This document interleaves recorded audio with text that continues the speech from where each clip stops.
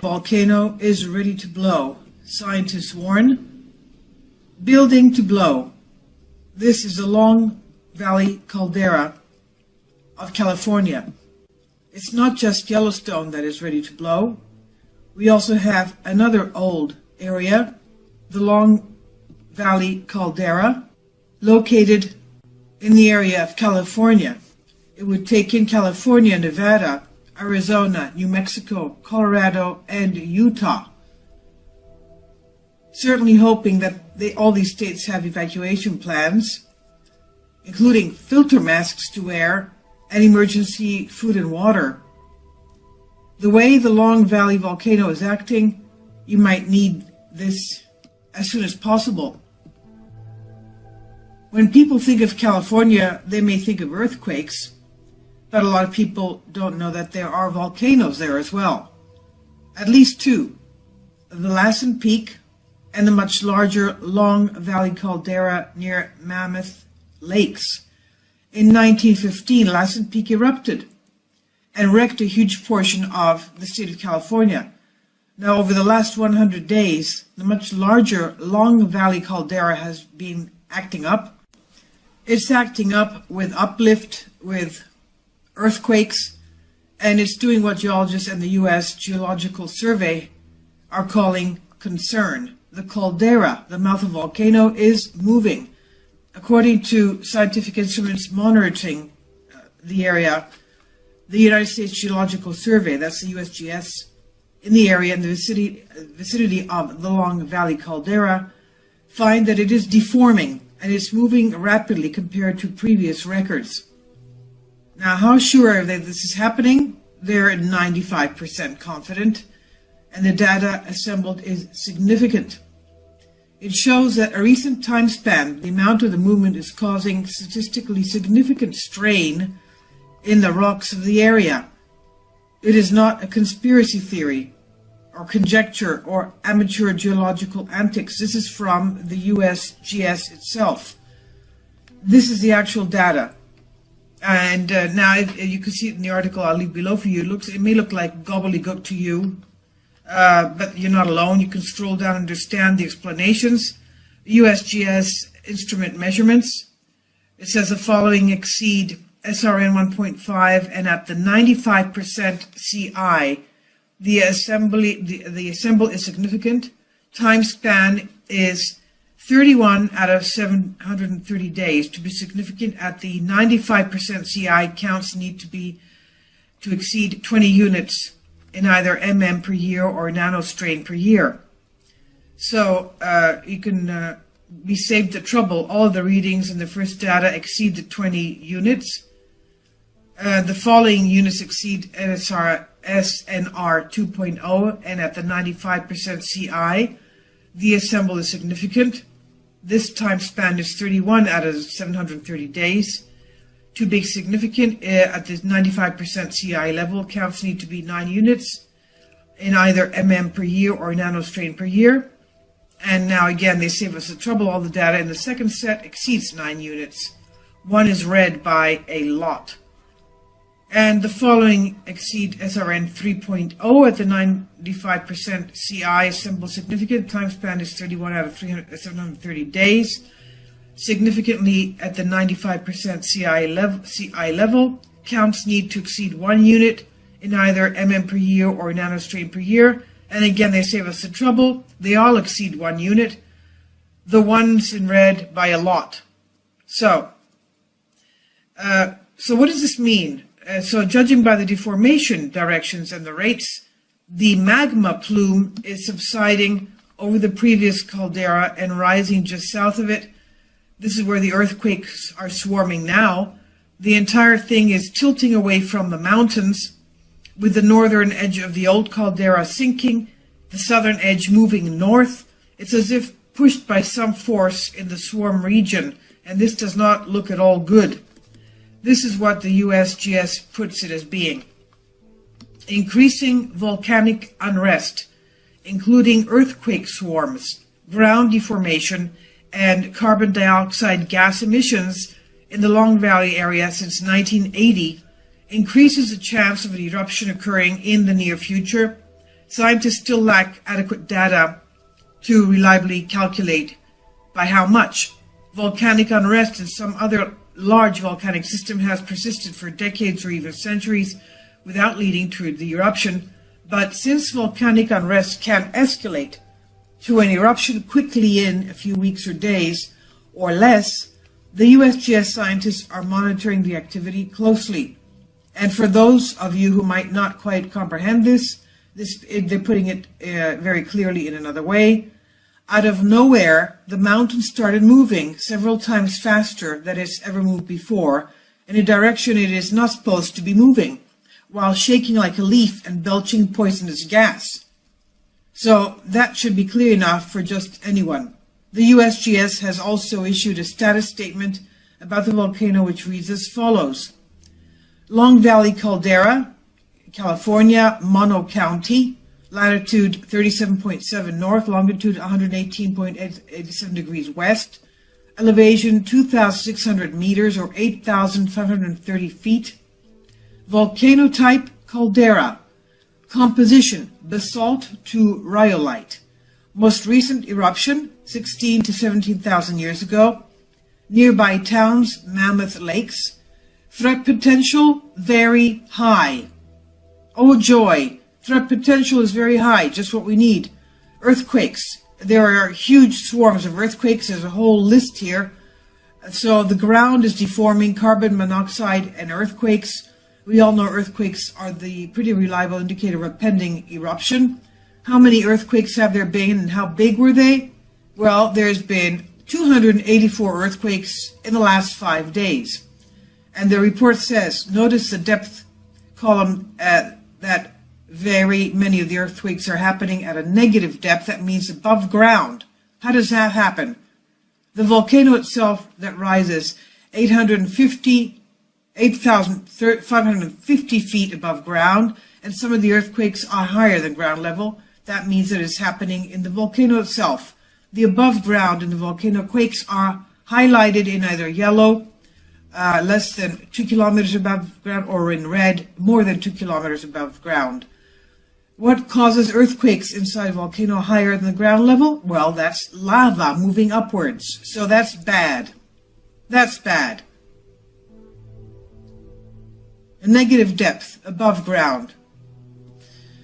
Lava moving upwards. That means that it's about to erupt. There's a whole list of earthquakes here. I mean, most of the article is all this, if you care to see them one by one. Now, do you have your attention on this? That's good, because we're told exactly what an eruption of the long lava caldera could mean. According to the USGS, the volcano last erupted, as we said, 16 to 17,000 years ago. Before that, they know it also erupted 760,000 years ago, because they tracked the volcanic ash deposits and found they covered an area shown in green on the map. Of course, the USGS could be correct. Perhaps all this activity and earthquakes and ground deformation at a rate they've never seen before, the whole mountain moving in a direction it's not supposed to be moving and belching toxic gas, might mean nothing. But then again, it could be what Mount St. Helens was about to happen when it blew just before it blew. We just figured the good folks of California, Nevada, and other nearby states might want to know what the facts are and decide for themselves if all this speculatory, unusual stuff means nothing. So if there is actually a big eruption coming, those big flows of gray-colored ash that careen down the mountain, called pyroclastic flows, move at about 500 miles an hour. If you see movies, you see the people running, trying to run it out, trying to get out faster than the pyroclastic flow, and some of them do make it with the car. That's not true. That does not happen, because it moves at 500 miles an hour. That's almost as fast as an airplane.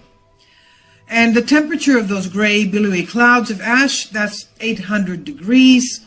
So you can count outrunning it. You will not survive it. It'll because the speed of the ash cloud knocks down everything in its path, and the temperature of the ash cloud causes everything to burst into flames. Now, for those in the green-colored area, you should be aware that volcanic ash is not actually ash. It is pulverized rock. It will stall your car by clogging the air intake, and if you get out of your car to see why it stalled and you breathe in a few whiffs of ash, it turns into mud-like sludge in your lungs, and it turns into cement in a couple of good whiffs, and you're suffocating on the sludge. There is no treatment, nor cure, you're just dead. So there are more quakes, and they're getting stronger.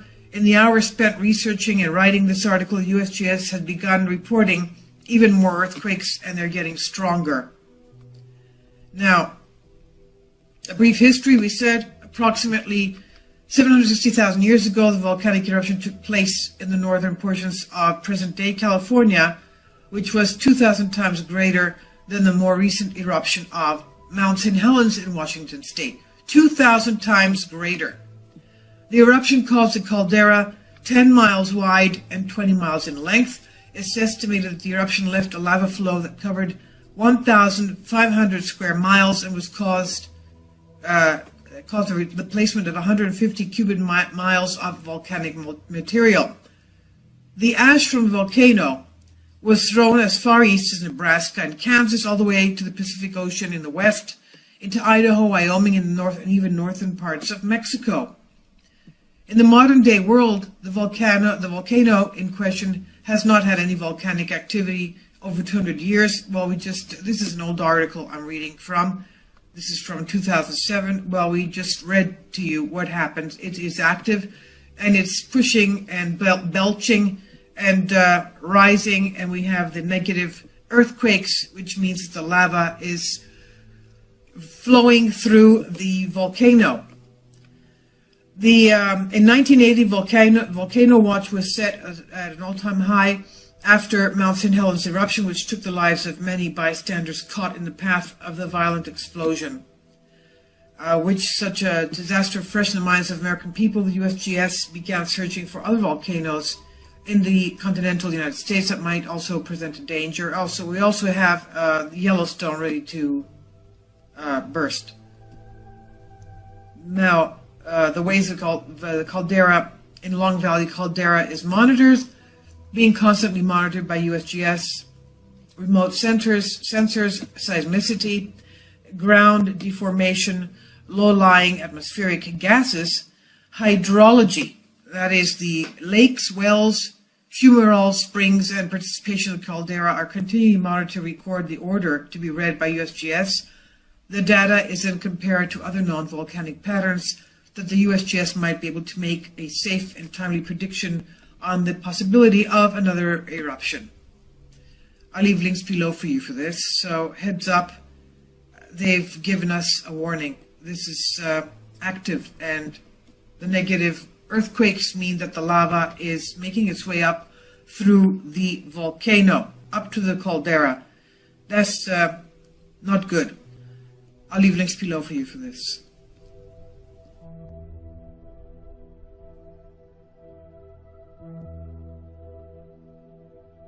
It's one of the most extensive zones of destruction on planet Earth. Its most visible features are the hundreds of volcanoes that line the shores of the Pacific Ocean. They form an arc which extends 25,000 miles from South America along America's northwest coast to Alaska, and then down through Russia, Japan, and Southeast Asia, all the way to New Zealand. Cataclysmic eruptions have occurred here throughout history.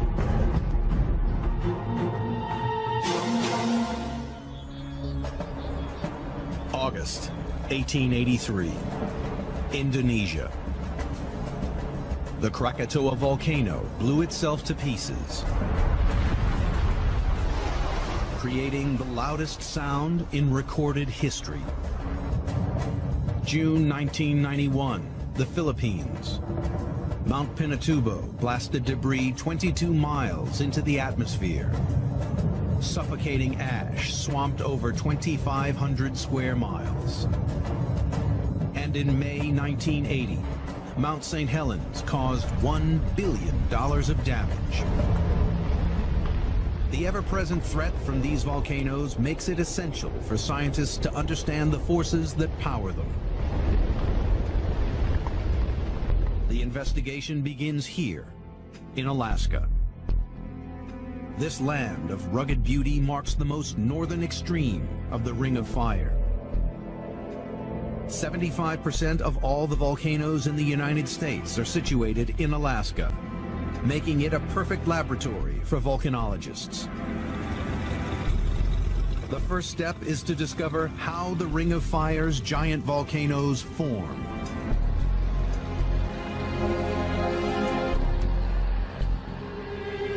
We're headed to Augustine Volcano, which lies in Cook Inlet, and it's part of the chain of volcanoes that extends all the way down into the Aleutian Islands.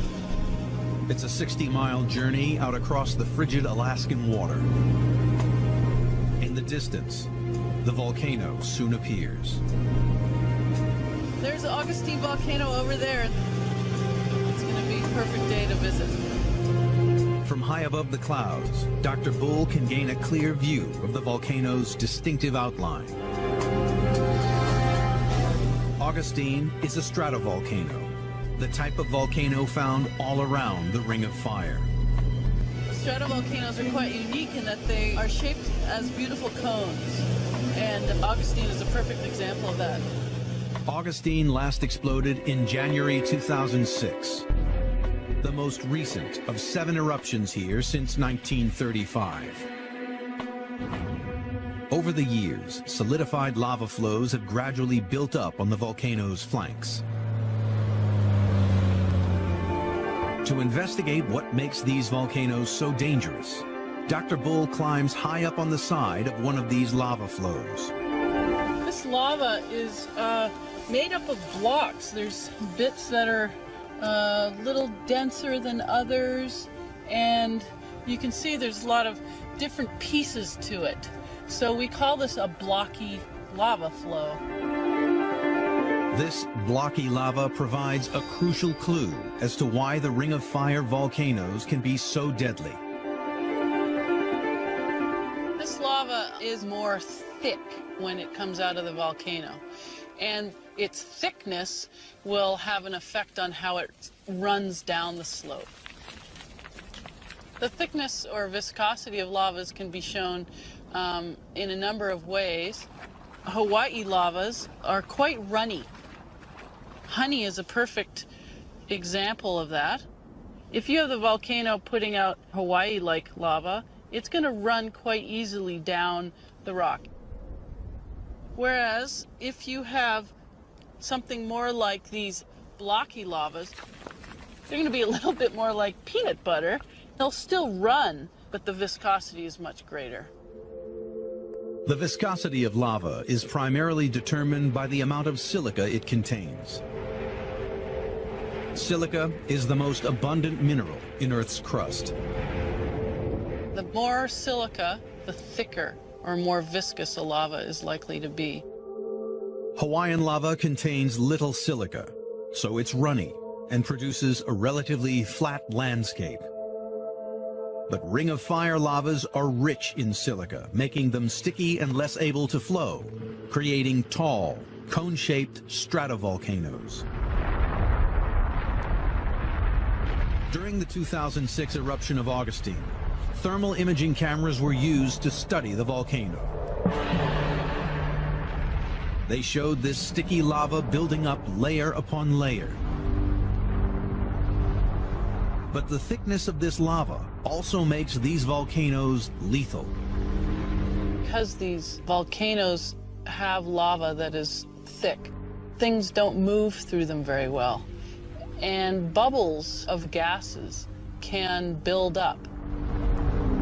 Deep in the earth, under immense pressure, molten rock called magma contains dissolved gas. But as this magma rises, the pressure decreases. This drop in pressure means bubbles of the gas begin to appear, just like opening a bottle of soda. If the magma is runny, these gases can safely escape. But in sticky, silica-rich Ring of Fire magma, the gases can get trapped. often with terrible consequences. It's like trying to have a bubble move through peanut butter. It won't happen quite so easily. So there's a lot of pressure that builds up. And once that pressure builds up, it reaches a point where it can't take all that pressure anymore. The result? Giant explosions caused by the catastrophic buildup of gas inside the molten rock. This is the reason Ring of Fire volcanoes can be so dangerous. But it's not usually the initial explosion that kills. It's what happens next. Those explosive eruptions can create plumes that go up for tens of miles. When these plumes run out of energy, they can collapse back down the sides of the volcano in a superheated avalanche of ash and gas. With temperatures of 1,300 degrees Fahrenheit and speeds over 100 miles per hour, these flows destroy everything in their path. A terrifying consequence of the explosive eruptions caused by gases building up inside thick lava. In the next stage of her investigation, Dr. Bull searches for clues as to how this sticky lava forms. On Augustine's lower slopes, she hunts for lava samples from inside the volcano. This giant block of solidified sticky lava was once molten magma deep underground. It was blasted out here during an eruption, and it came with some intriguing evidence. So what I'm seeing in this rock is a lot of minerals and a little bit in some cases of hornblende. The presence of these hornblende crystals provides a crucial clue to how the magma formed. This is important in telling us something about magma conditions where the hornblende crystallized. Hornblende is a mineral that only forms in the presence of water. These hornblendes show water exists deep in the earth. Scientists suspect this water plays a crucial role in creating the magma that powers volcanoes. Deep underground, rocks are hot and semi-solid. It might seem that the presence of water would cool them down. But that's not what happens. This water, which is under huge pressure, alters the rock's structure and causes them to melt, forming plumes of magma. This molten rock soars up to the surface, building giant volcanoes.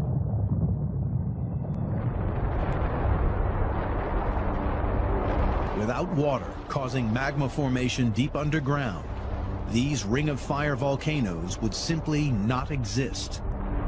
A lot of this process we're still working on and we don't understand, but there's a fair amount of it that we do. And water has a very significant role in when and how rocks melt. The investigation into why the Ring of Fire is so dangerous has uncovered two important pieces of evidence. Blocky lava flows are evidence of thick, viscous magma which traps gases inside volcanoes, leading to explosive eruptions. And hornblende crystals reveal that water deep underground encourages the formation of the magma that powers the volcanoes. The geology detectives figure out how this water gets underground and make a remarkable discovery: the chemical signature of microscopic organisms inside the volcanoes. All around the Ring of Fire, explosive magma is forming deep underground, fueled by water. Solving the mystery of where this water comes from is the key to how scientists will figure out why the Ring of Fire is so dangerous. The investigation now turns to Mount Lassen, an active volcano in Northern California. Surrounding the volcano are bubbling hot springs, boiling mud, and volcanic vents called fumaroles, belching superheated steam and gas. All this thermal activity is driven by the immense heat rising from magma deep underground. By sampling the gas coming from these fumaroles, scientists hope to discover the source of the water which causes the magma to form. This device measures temperature. The temperature of this fumarole is 92.5 degrees C, about 200 degrees Fahrenheit. So just about at the boiling point for this elevation. And that's what we want for a good gas sample, a good boiling fumarole. So you can see what's happening at the surface here, all the steam coming out of the ground, but it's the gases that are along with this steam that we look at closely. And the composition of those gases tell us about what's happening at various depths beneath the ground where we can't see. Tests on these gases, collected from volcanoes all around the Pacific Ring of Fire, have revealed something surprising. The gases contain carbon-12, a type of carbon that comes from living organisms. The specific levels of C12 found here are the unique signature of tiny sea organisms called phytoplankton. Billions of phytoplankton live in the ocean. As they grow, they absorb carbon-12 into their cells. When they die, they fall to the bottom, forming layers of sediment. In this way, their carbon-12 is transferred to the seafloor. Intriguingly, scientists have found this same carbon-12 pouring out of volcanoes all around the Ring of Fire. Volcanoes of the Cascade Range have carbon dioxide that's very rich in carbon-12, and it's almost like you're cooking oceanic sediments that are rich in phytoplankton down deep beneath these volcanoes to generate the carbon dioxide you see coming out the top. That links this carbon dioxide to organic sediments way offshore in the ocean. The organic matter that was originally phytoplankton becomes carbon dioxide that we see at the surface. Seafloor sediments are getting into volcanoes, and these sediments contain seawater. This is the water that causes the rocks to melt below the volcanoes, forming magma. But a mystery remains. The magma plumes feeding the volcanoes lie sometimes hundreds of miles from the ocean. The scientists now have to figure out how the sediments loaded with seawater are moving so far inland.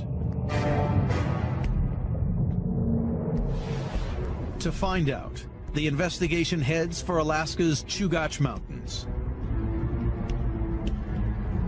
The research here begins with an analysis of the local rocks. Oh, this is a really neat boulder that's right here. And what you can see in it is that there's this whole mixture of rock types. You can see that there's this black stuff, which would originally have been mud. There's several different colors of kind of greenish rocks, which would be kind of different flavors of volcanics. So here it looks like there's limestone. And I'm going to put some acid here, and if it fizzes, it's limestone. Yep, sure enough, that's what it is. And this would have formed in the ocean. And so this is made up of the bodies of little critters. It got incorporated into this rock, and now it's up here in the Chugach Mountains. The presence of jumbled oceanic rocks 20 miles from the sea is evidence that something remarkable is happening at the bottom of the ocean. The fact that you have this mixture of rock types here is evidence for the seafloor moving. Geologists know that only an enormous process called subduction could shift these mixed ocean sediments here. Subduction occurs when the seafloor moves and slides down under the land. As it descends, the top sediment layers are scraped off by the land like a snowplow scoops up snow. They're pushed up into a huge mound of mixed up rocks. The Chugach Mountains were formed in this way. The seafloor, loaded with water, now continues down into the earth. This is how seawater gets deep underground, where it creates the magma plumes that build the Ring of Fire's explosive volcanoes. Where we're at right now, the Pacific is subducting beneath us to the northwest at this northern part of the Ring of Fire. It's about 20 miles beneath our feet right here, but if we were to go off that way where the volcanoes are, it's about 60 miles beneath our feet there. And so as it goes to the northwest, it subducts and then brings water and sediment into the earth. That ends up causing melting in the mantle, and then that melt rises as magma to volcanoes. The investigation to discover how water is getting down below Ring of Fire volcanoes has turned up intriguing clues. Carbon-12 samples indicating that ocean sediments are getting deep below the Ring of Fire's volcanoes. And mixed rocks in the Chugach Mountains, 20 miles inland from the ocean, are evidence that the whole seafloor is on the move, sliding deep under the land. This process is the engine that powers the Ring of Fire's killer volcanoes. But deep underground, the Ring of Fire hides another, even more deadly secret. Earthquakes that can destroy entire cities. The Ring of Fire, a lethal line of volcanoes. 75% of all the volcanoes on the planet. These fiery peaks encircling the Pacific Ocean are built by tremendous forces deep in the earth. Eruptions here have taken many thousands of lives and destroyed billions of dollars of property. But an even bigger killer is present on the Ring of Fire.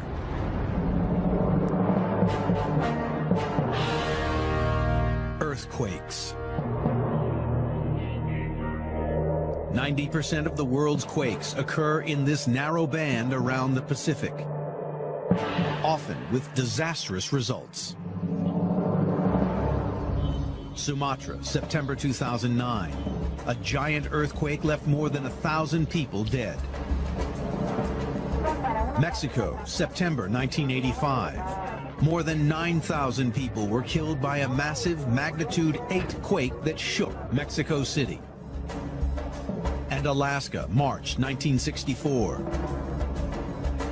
North America's greatest ever recorded earthquake near Anchorage. This quake was so powerful, ground movements were observed 4,000 miles away in Florida. Such awesome power drives scientists on to discover why these deadly quakes occur all around the Ring of Fire. The investigation moves to Prince William Sound, 36 miles from the epicenter of the 1964 Alaskan disaster. We're at the northern edge of the Ring of Fire, and we're going to be looking at evidence for how geologically active this area is today. Heusler heads for Montague Island, a place that's permanently scarred by the powerful forces which shape this entire region. On land, he finds a rugged, boulder-strewn shoreline. So you can see we're at the edge of the ocean. We're in a high-energy environment. There's boulders all over the place. And we're at the top of the beach. Waves have been crashing here and basically getting rid of the little tiny rocks, leaving only boulders behind.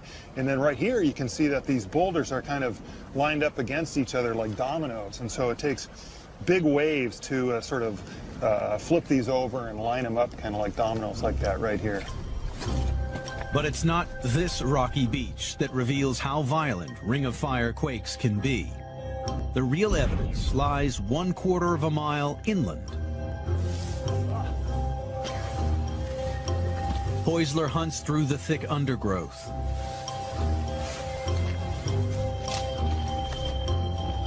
Hidden by the trees is a near-identical line of boulders.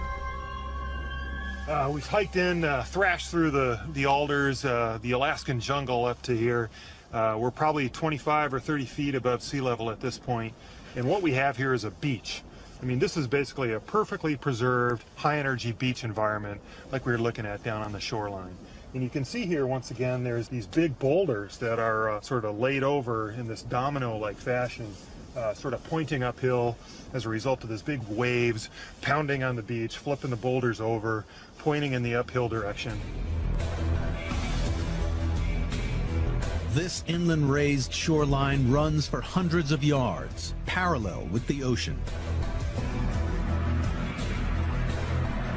It's a key piece of evidence, and it can only mean one thing. The land itself must have recently risen up out of the ocean, taking the entire shoreline with it. It means that there was an event that was essentially an instant in which this region was uplifted to this elevation and made this here. This has to have been a result of a big earthquake. Really cool.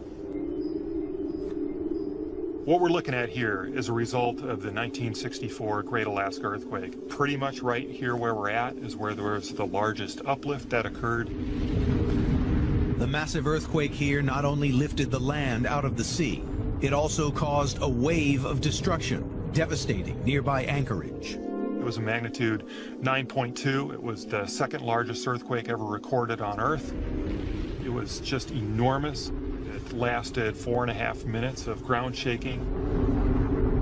What happened throughout this region offers evidence of the type of quake that makes the Ring of Fire so dangerous.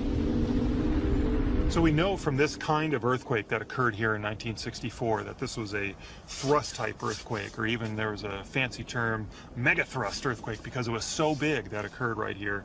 And this is a result of the slippage of one piece of rock over another, or one underneath the other. Megathrust quakes like this are the most powerful on Earth and are one of the great dangers of the Ring of Fire. If they occur under the ocean, they can generate killer waves called tsunamis. The Great Alaskan Earthquake of 1964 caused a tsunami over 200 feet high. Waves traveled over 1,700 miles, claiming lives as far away as California. But this disaster was nothing compared to what happened in 2004. On December 26th, tragedy struck when an enormous underwater megathrust earthquake off the Asian coast generated monster waves. The coastlines of 14 countries were swamped, killing more than 200,000 people. The vast scale of this disaster was a brutal indication of the power of megathrust earthquakes. And it's given urgency to finding out why these quakes happen all around the Ring of Fire.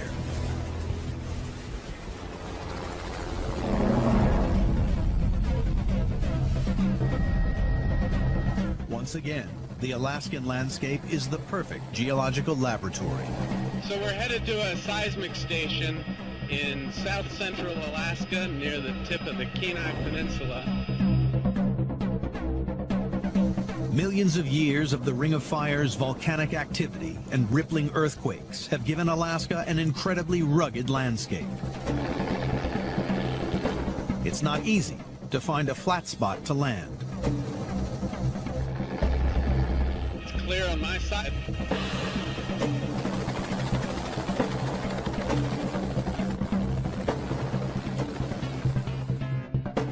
High on the hillside lies West's seismic station, protected under the yellow cover from the elements and the local bears. So this is the vault where one of our seismic stations lives. This is one of the many seismic stations that dot the state of Alaska. Several thousand seismic stations like this exist, all the way from Alaska down to California. And this whole system together monitors any kind of seismic activity, any sort of earthquakes throughout this whole area. It's part of a whole network on all of the volcanoes around here, on the mainland, and throughout this whole area. So the seismic data can be used not only to judge the severity of the earthquake, or the magnitude, but also when taken across a number of stations to pinpoint the location of that earthquake. In Alaska, we're looking at about 1,500 earthquakes every month. And you take all of those together and you start to see patterns. They map out a ribbon of earthquake activity that follows all along the coast. This ribbon of earthquake activity extends all around the Ring of Fire. But it is what scientists can see below the surface that is most revealing. If you look at it from the side, you see that actually the earthquakes that are happening close to the ocean tend to be shallow, but as you go inland, they're deeper. And they create this dipping feature that starts out in the ocean and then dips down beneath the continent. This giant dipping feature provides conclusive evidence for how the megathrust earthquakes are generated. The earthquake epicenters exactly follow the path taken by the seafloor as it moves down underneath the volcanoes. Earthquakes are triggered as the rocks slide past each other down into the earth. It is this subduction of the seafloor beneath the land which creates the Ring of Fire's lethal megathrust quakes and builds its explosive stratovolcanoes. So all of these observations, the volcanoes, the line of seismic activity, the big earthquakes at the interface, all of those are part of one system. They all tie together and are interrelated. The investigation into why the Ring of Fire is prone to such lethal earthquakes reveals a raised shoreline, evidence that the Ring of Fire suffers the most violent megathrust earthquakes. And seismic data shows that these killer quakes are caused by subduction, the movement of the seabed, which also builds the Ring of Fire's giant volcanoes. To discover exactly where this awesome process of subduction occurs, oceanographers search for the deepest and most inaccessible places on the entire planet. The journey to understand why the Pacific Ring of Fire is so volatile has revealed the critical role of subduction, which pushes the seabed deep down into the earth. In Alaska's Prince William Sound, investigators search for where the seafloor is vanishing below the land. There are ridges, outcrops, canyons, gullies, mountains underwater. And so the ability to make a continuous map of the seafloor and get a full picture of it gives you the ability to understand how the seafloor is put together and what it has to do with the way the Earth functions. Reynolds is using high-tech echo-sounding technology to monitor the exact depth of the seafloor. A sound wave is sent from beneath the ship. The time it takes to reach the seafloor and return gives an accurate reading of depth. Reynolds' research shows that all around the Alaskan coast, the seabed is relatively shallow. But farther out towards the open ocean, the readings change dramatically. So in general, around the world, when you go out from land, you cross over a relatively flat shelf, down the slope and into the deep ocean basin, which is very flat. But around the Ring of Fire, as you go out from land, across the shelf, down the slope, instead of going directly into a flat ocean basin, you go across a very deep trench. These trenches are the deepest areas on the planet, and the one around Alaska reaches approximately 21,000 feet. These giant features are called subduction trenches. The largest are deep enough to swallow all of Mount Everest. They mark the exact spot where the seafloor disappears down into the earth, the process that jolts the land in megathrust earthquakes and forms the volcanoes that make the Ring of Fire so dangerous. The Ring of Fire is named for these volcanoes that circle the Pacific Ocean. But offshore of the volcanoes, wherever you have a chain of volcanoes, you also have one of these deep ocean trenches. The location and shape of the Ring of Fire is determined not by its famous volcanoes, but by the position of these deep subduction trenches miles out in the ocean, and by mapping the location of all the trenches in the Pacific Ocean, scientists have made a further, even more significant discovery. High-tech imaging has made it possible for scientists to visualize the Earth drained of its oceans. This reveals that these deep trenches outline the edge of a giant rock slab, or plate, that makes up the entire floor of the Pacific Ocean. This huge Pacific plate is one of 14 plates which cover the entire surface of the planet. Subduction occurs where this plate rubs against one of its neighbors, producing the line of volcanoes which extends all around the Pacific. But the investigation isn't finished. Experts journey to Tiger Mountain in Washington State to figure out how such huge plates can be shifted against each other. GPS that you use to drive around can tell you where you're at on a city block or on a street within a meter or so. But in geology, we're interested in centimeter to millimeter accuracy so that we can track the changing of the land. It's much more subtle. High on the mountainside, Flake has set up a GPS marker point. Here we are on Tiger Mountain. This is our GPS unit. What we have is these metal rods going into solid bedrock, cemented in so that there's no motion. This GPS antenna allows us to measure point positions per day of where this spot is. A network of these GPS antennas across North America provides evidence for the monumental forces which power the Ring of Fire. This is just a single antenna. There's hundreds all across the western United States to give us a better picture of what's going on with the ground surface. By combining all the data of these GPS, we're able to see that North America is actually moving. The entire continent is moving westwards at about 3 inches per year. This movement is possible because the Earth's crust rides upon a hot, soft layer of rock called the mantle. Well, the mantle is so hot and it's such a high pressure, and the temperature is hotter as you get towards the center of the Earth. That's going to want to move out and convect, just like a boiling pot of water. And so it creates a convection current coming up to the surface, which then drags along those plates on top.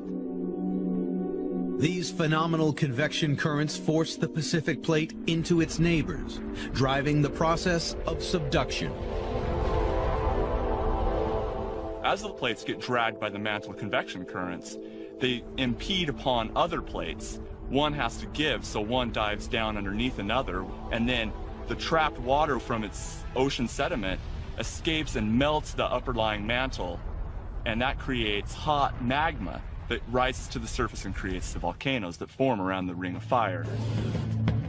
The investigation into the forces that drive the Ring of Fire has now found subduction trenches that reveal the shape of the entire Pacific Plate, and GPS data providing evidence for the convection currents which force this giant plate against its neighbors. It is this movement of the entire Pacific Plate and the resulting subduction of the seafloor down the trenches that shapes and builds the Ring of Fire. But one final mystery remains.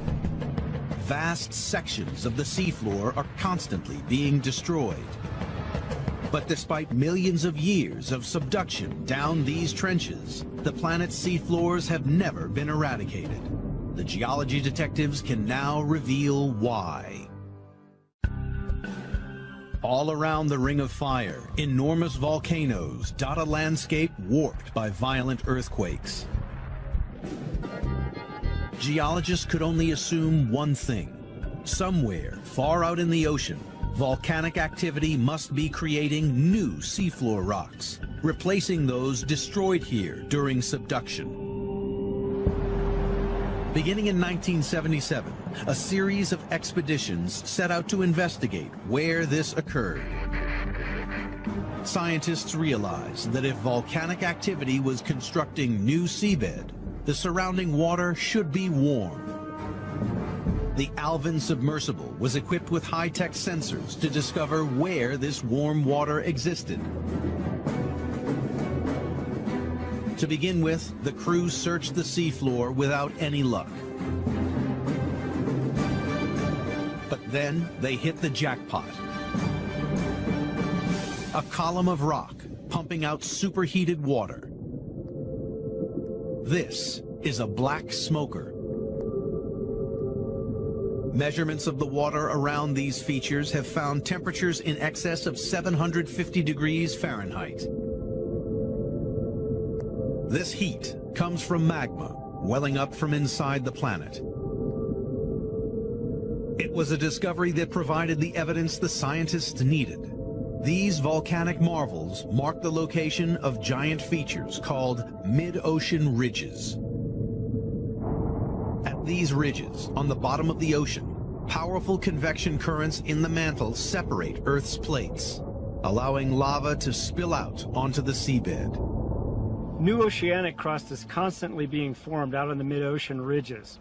That crust moves away from those ridges toward the edge of the continents where we're located now. In this way, the seafloor is constantly renewed, replacing material destroyed by subduction at the edges of the ocean. These mid-ocean ridges exist at the bottom of every ocean on Earth. They provide a never-ending supply of new rock, keeping alive the entire plate tectonic cycle. Well, this is a planetary scale process. This is the planet itself circulating, and the rock and the magma from deep inside the Earth welling up to the surface, forming this crust. And then that crust dives back down into the Earth at the subduction zones, at the trenches. And it's mixed back into the solid Earth. So great is the power driving this system that experts see no end to the constant movement of plates around the planet. The forces involved with plate tectonics caused by the heating from the inner core of the Earth is so astronomical that there is nothing that will stop it. It seems like the Ring of Fire will go on for some period of time. It looks as if we've been having subduction here underneath southern Alaska on the order of 200 million years. And it looks like there's no evidence that's going to stop anytime soon. But over the coming billions of years, the ongoing movement of plates will redraw the map of the world. The Pacific plate is moving, and things on it ride with the plates that are being subducted. So, for example, the Hawaiian Islands are moving up here to Alaska. Parts of California are moving up here to Alaska. Baja California is moving north here to Alaska. So apparently Alaska's a popular place to be. It'll be the resting place of all these things. So the map of the Pacific will slowly change, driven by the immense force of subduction. This is the real story of the Ring of Fire. Subduction creates the magma plumes which build the region's explosive volcanoes.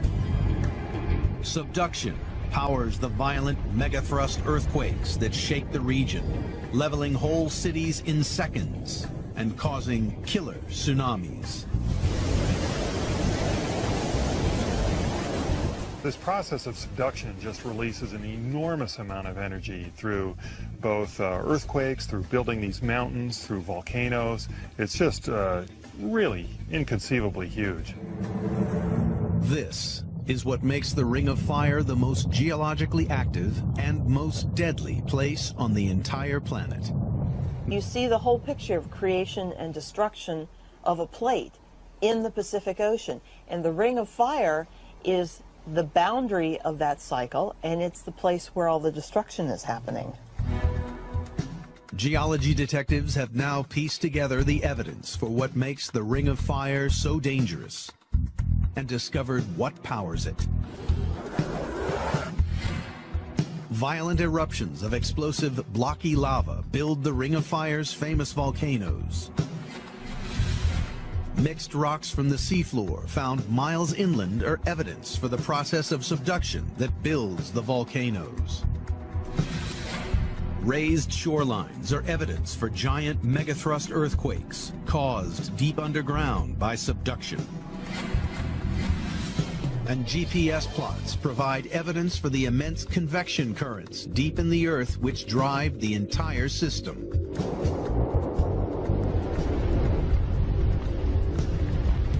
These giant forces have built the Ring of Fire. The energy that drives this whole convective system is really without parallel on the Earth. There's nothing else that we can compare to as far as the amount of energy and the force that moves the continents around, compresses them against one another, drags one down beneath the other. Really just awesome. Scientists have warned that a major tectonic shift at Yellowstone supervolcano will spark a massive eruption that will devastate the planet. As the world's volcanoes begin to wake up, experts have turned their attention to the unusual activity going on at Yellowstone.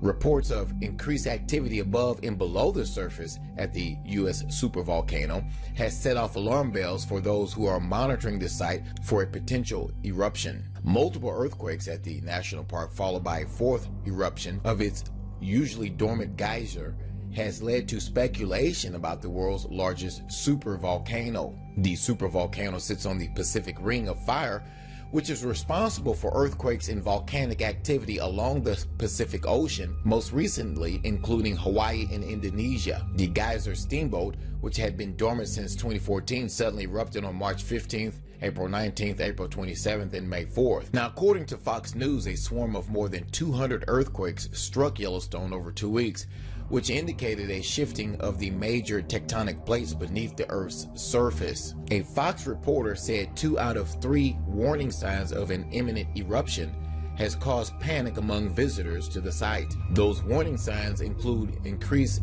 seismic activity and an increased gas outlet at the surface. While seismic activity in gas outlet has increased during 2018, this has not been to a significant extent and without any sign of ground deformation. Seismologists admit that an eruption could cause mass destruction, but experts at the National Earthquake Information Center in Golden have played down fears. Harley Benz, a U.S. Geological Survey seismologist who monitors the site, said locals would have plenty of warning time, adding that it could be several weeks or months before it erupted. Quote, "It would just get more and more intense in terms of seismic activity. So if it's going into an eruptive phase, we would likely know way ahead of time." The increased activity has also set off fears for the 800-mile chain of 13 volcanoes in the nearby vicinity along the west coast. Liz Wisby, a geologist at the U.S. Geological Survey Cascades Volcano Observatory, said, quote, "There's lots of anxiety out there. They see destruction and people get nervous." Michael Pollan, head scientist at the USGS Yellowstone Volcano Observatory in Washington State, said a major quake was not on its way. He explained, "People tend to focus on the possibility of a huge eruption. When they do happen, they're going to shake the region pretty severely, so people should be prepared for that. When the supervolcano next erupts, the expected consequences will see ash devastate the majority of the U.S. according to Live Science." What do you think? Is an imminent eruption at Yellowstone coming in the near future? And are these scientists just feeding us a bunch of bull? Leave your comments below this video. Thanks for watching.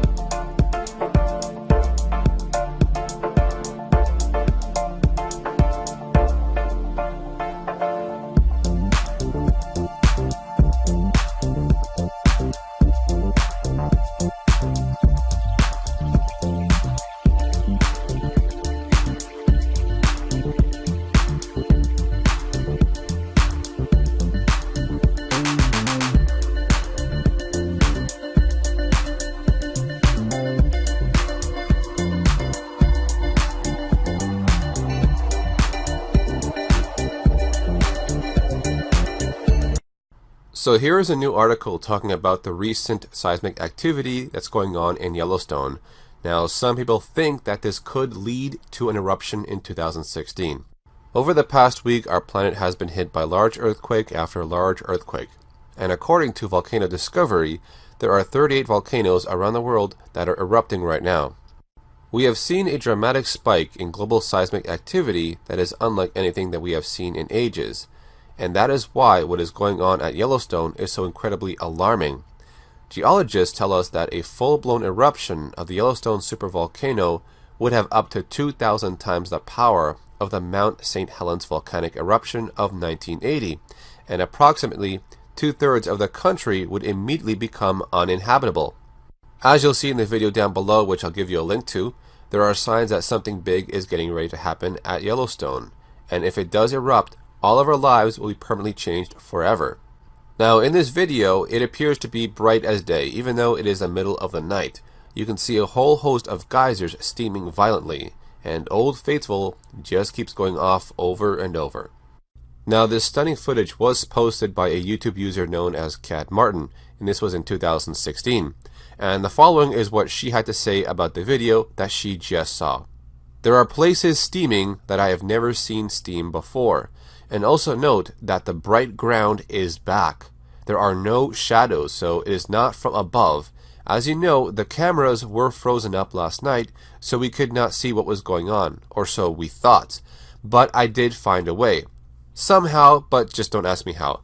I did manage to get the geyser observation study site, which also captured the entire night with no freeze-ups and cutting in and out. So how is that? Anyway, I got it and slowed it down so you can see it a lot better. And as you can see, Old Faithful had weird seismos last night and was going off constantly. But it wasn't just that one night. The weird activity at Yellowstone has continued, and you can watch even more recent footage on Cat Martin's YouTube channel. So what does this mean? I don't know, but watching that footage definitely got my attention. And it is interesting to note that just a few weeks ago, the Shoshone River changed color and started boiling without any warning whatsoever. Now, the Shoshone River, which is near Yellowstone National Park, suddenly and without warning started boiling, changed color, and began to emit a sulfuric odor on March 25th. Nearby witnesses wondered if they were all going to die. Now, the current consensus among geologists and other experts is that a portion of the Shoshone River began to boil, located near Cody, Wyoming, and a new Yellowstone event has opened up. The boiling river near Yellowstone runs just east of Yellowstone National Park. It is close enough to the park and supervolcano to be a canary in a coal mine, as it relates to unusual geothermic events. The event was initially recorded by Dewey Vanderhoff, a photographer who spotted the Shoshone River near Yellowstone boiling and noted other bizarre features in the river.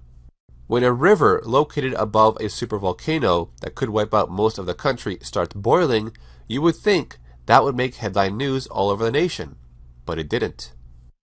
It would be exceedingly difficult to overstate the potential danger that Yellowstone possesses to the United States. Other than an extremely large asteroid or meteor, it is hard to imagine any natural disaster that would pose a greater threat. Now, the following comes from an excellent article by Steve Elwert. The Yellowstone caldera, or cauldron, sits on top of North America's largest volcanic field. 400 miles under the Earth's surface is a magma hotspot that reaches up to just 30 miles below ground level before spreading out over an area of 300 miles across 3 states. While most scientists believe the probability of a major eruption is very small, there are signs that have some analysts worried, and most agree the volcano holds catastrophic potential. It could blast 240 cubic miles of ash, rocks, and lava into the atmosphere, rendering about 2/3 of the nation immediately uninhabitable, according to some estimates, and plunge the world into a nuclear winter. That certainly does not sound good. And as I mentioned above, volcanic activity all over the planet is rising.